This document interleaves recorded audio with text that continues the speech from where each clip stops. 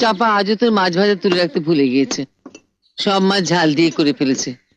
একটু কষ্ট করে খেয়ে নে বাবা। এতদিন তো আমার মাছ ভাজা তুলে রাখার দায়িত্ব বড় বৌদির ছিল, চাপার নয়।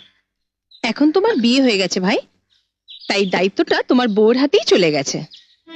বড় বৌদি, আমার বিয়ে হয়েছে তো প্রায় 1 বছর, তা আমার বউয়ের হাতেই মাছ ভাজা তুলে রাখার দায়িত্বটা গেল কি করে? ও নিশ্চয় দায়িত্বটা নিজের থেকে নেয়নি। তাছাড়া মা যেদিন থেকে রান্না করার দায়িত্ব তোমাকে দিয়েছে, তুমি জানো যে কে কি খায়, কে কি খেতে ভালোবাসে। চঞ্চল, আর তো কথা বলার কি আছে? ঠিক আছে, কাল থেকে জয়া তোর জন্য মাছ ভাজা তুলে রাখবে। সে নিয়ে কোনো কথা হবে না তো? না, হবে না। কারণ বিয়ে দেওয়া হয় সেই জন্যই যাতে স্ত্রী এসে স্বামীর সবকিছু খেয়াল রাখে। তাতে একান্নবর্তী সংসারে অশান্তি বাড়ে দাদা। তখন স্ত্রীরা শুধু নিজেদের স্বামীর কথাই ভাবে, অন্য কারো কথা ভাবে না। তার চেয়ে এক একজনকে এক একটা দায়িত্ব দেওয়াই ভালো। কিন্তু তোমার বউ তো কোনো দায়িত্বই নেয় না ভাই, খালি গায়ে হাওয়া লাগিয়ে ঘুরে বেড়ায়। মা, বড় বৌদি, বিয়ের পর প্রায় 2 বছর তুমিও গায়ে হাওয়া লাগে ঘুরে বেরিয়েছো, আর তখন মাই সব সামলাতো। তাছাড়া কথাটা তোমার ঠিক হলো না বড় বৌমা। রাতে রান্নার পাটটা তো জয়াই সামলায়। চাপার হাতে হাতে এটা ওটা এগিয়ে দেয়, সেটাকে সামলানো বলে না মা। আর তোমরা বুঝি সকালের রান্না নিজেরাই করো? চঞ্চল, তুই আজ হঠাৎ অনেক কথা বলে ফেললি। নতুন বউয়ের সামনে দাদা বৌদিকে অপমান করছিস। তোর ব্যাপারটা কি বলতো? কারণ নতুন বউয়ের সামনে আমাদের ভাই ভাই তফাৎটা আজকাল খুব বেশি প্রকট হয়ে উঠছে মেজদা।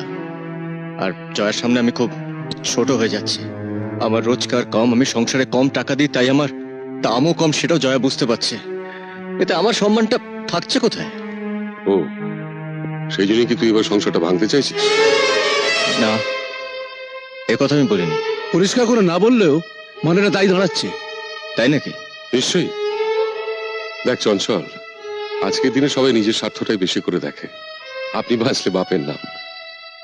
এই সংসারে তোর চেয়ে বেশি টাকা দিয়ে তোর চেয়ে কেন বেশি সুযোগ সুবিধা পাবো না বলতে পারিস? কেন নিজেদের পছন্দ মতো খাবো না? না, খাবে না কেন?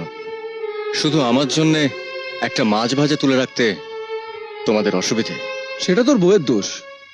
তবে একটা কথা ঠিক, তুই যখন সংসারে কম টাকা দিস তখন কায়িক পরিশ্রম করে তোর সেটা পুষিয়ে দেওয়া উচিত। খুশি তো দি, বাজার রেশন করে। তোর বউয়েরও কিছু করা উচিত। শুধু রাত্রিবেলা কয়েকটা রুটি বেলে দিলে তো হয় না, ওতে আর ক পয়সা সাশ্রয় হয়। কি হচ্ছে কি তোদের? দাঁড়াও মা, দাঁড়াও। আজ একটা এসপার ওসপার হয়ে যাক।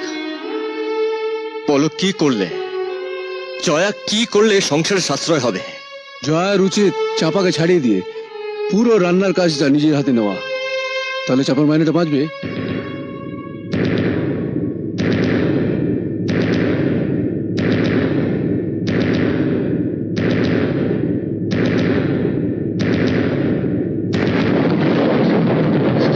ছোটকা খেয়ে নাও প্লিজ।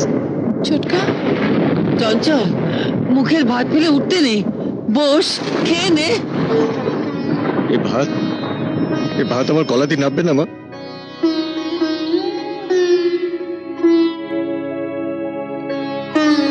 অনেকদিন ধরে অনেক কিছু আমি সহ্য করে আসছি মা, কিন্তু আর নয়।